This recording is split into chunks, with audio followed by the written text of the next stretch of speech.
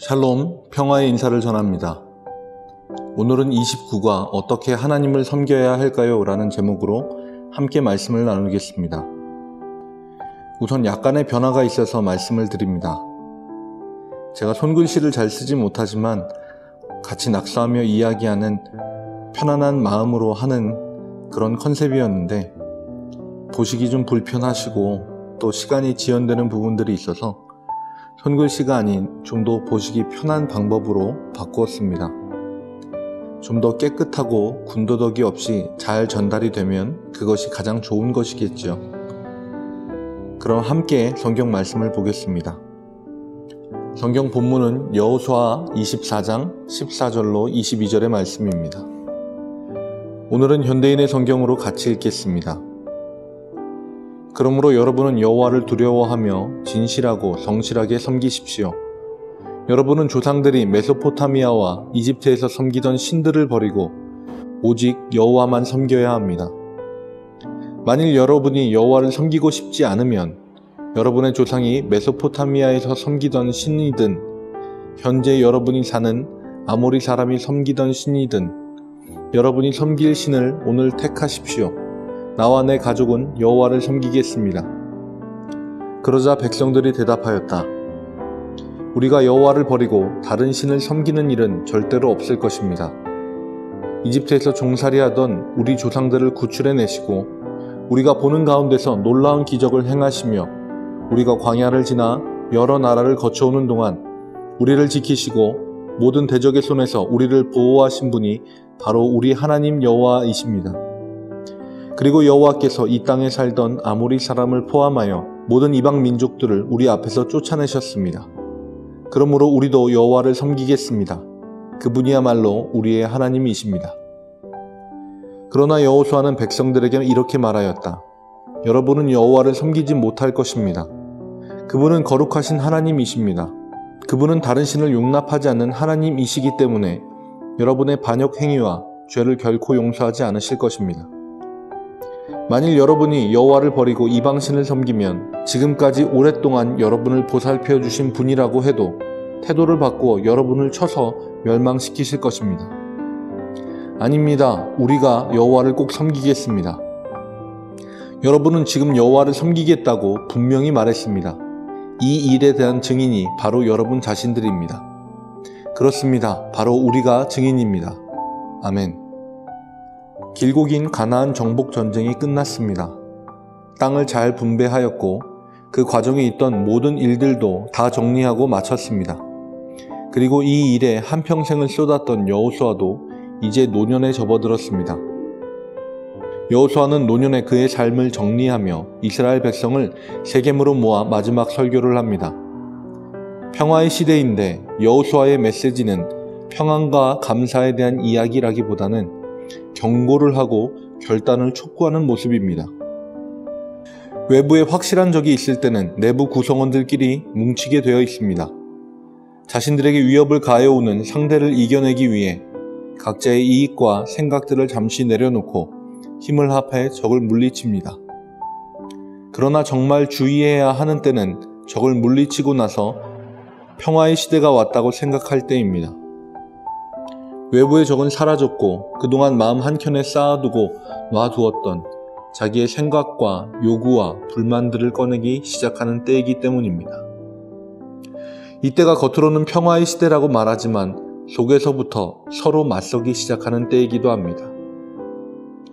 게다가 이스라엘 백성이 무슨 백성입니까?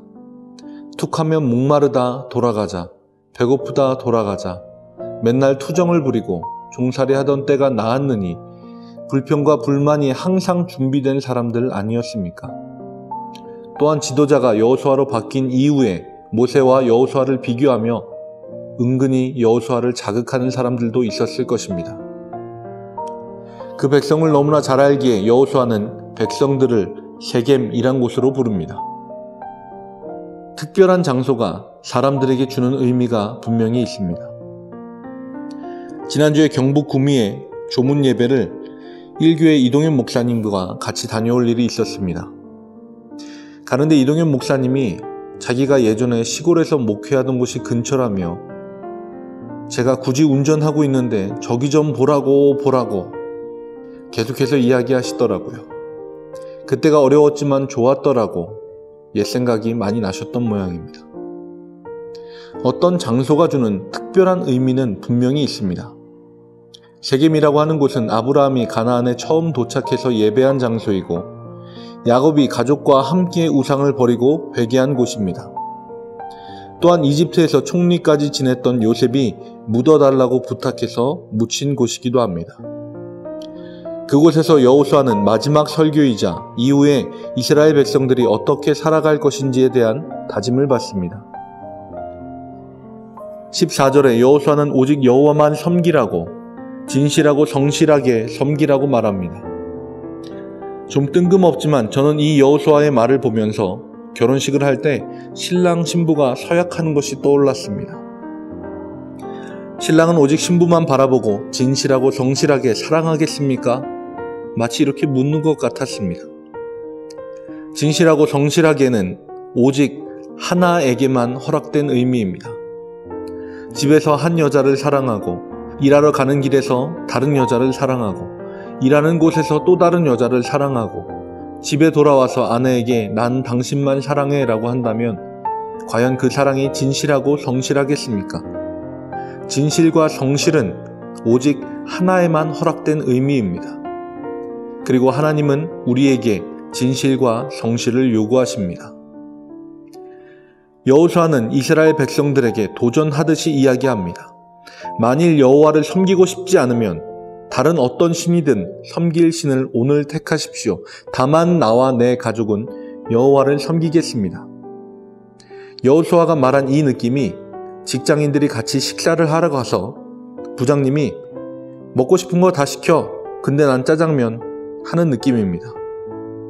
다른 것 선택하지 말라는 뜻이고 다른 것을 선택할 꿈도 꾸지 말라는 뜻입니다.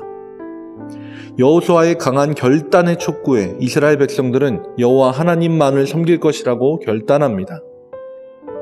이집트에서 우리를 구하셨고 광야 가운데서도 우리를 인도하셨고 이 땅을 우리에게 허락하여 주신 여호와 하나님이 우리의 하나님이시라고 고백하고 진실하고 성실하게 고백합니다. 그런데 그 고백을 들은 여호수아는 다시 한번 말합니다. 지금은 그렇게 이야기해도 여호와를 섬기지 못할 겁니다.